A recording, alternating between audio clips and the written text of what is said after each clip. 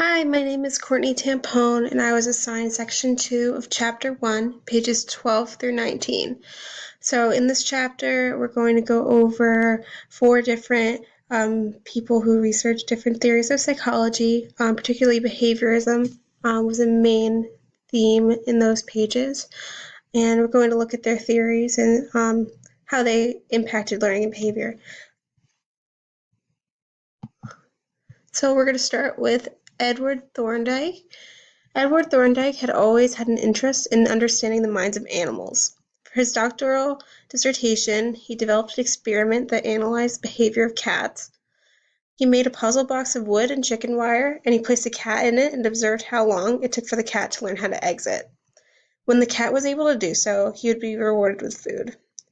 He discovered that the food increased the cat's understanding of the situation, abbreviated S, and the response of exiting the box, R.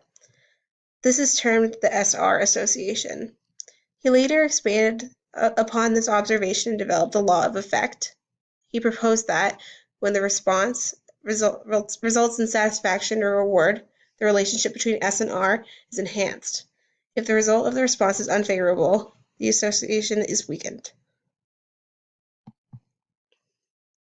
Now we have Ivan Pavlov.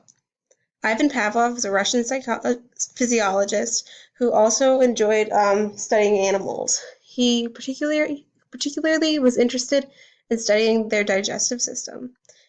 In his experiment, commonly referred to as Pavlov's dogs, he showed that when presented with the stimulus of a bell and then food, there's a response of salivation.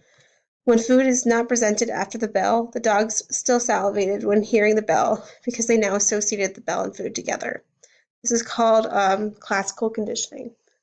This linked the digestive and nervous systems, which is evolutionary in medicine, and he earned the Nobel Prize in 1904. Now we have John Watson. During John Watson's time, many psychologists were studying structuralism, which is analyzing the mind. Many did this by practicing introspection.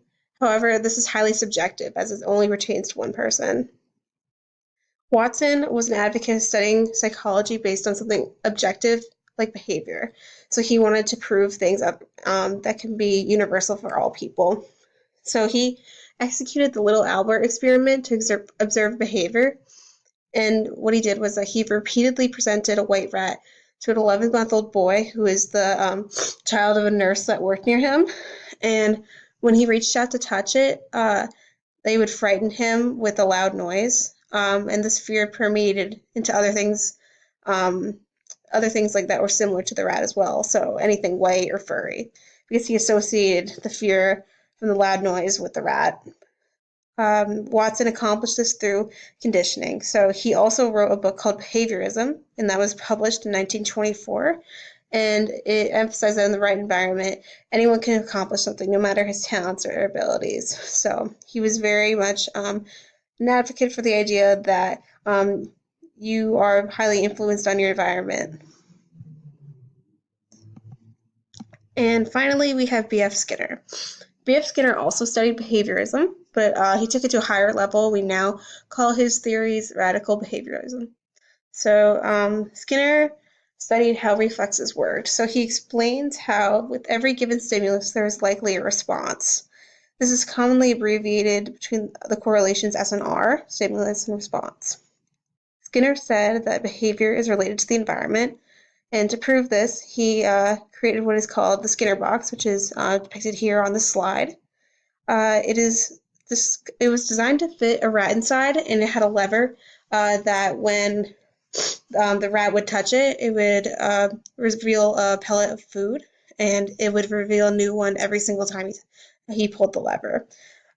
So moving the lever was entirely voluntary by the rat, but the rat was driven to do so to get more food. So if he was presented with no food after touching the lever, he would almost certainly stop doing that deed. So this shows how operant behavior is voluntary and is controlled by its consequences.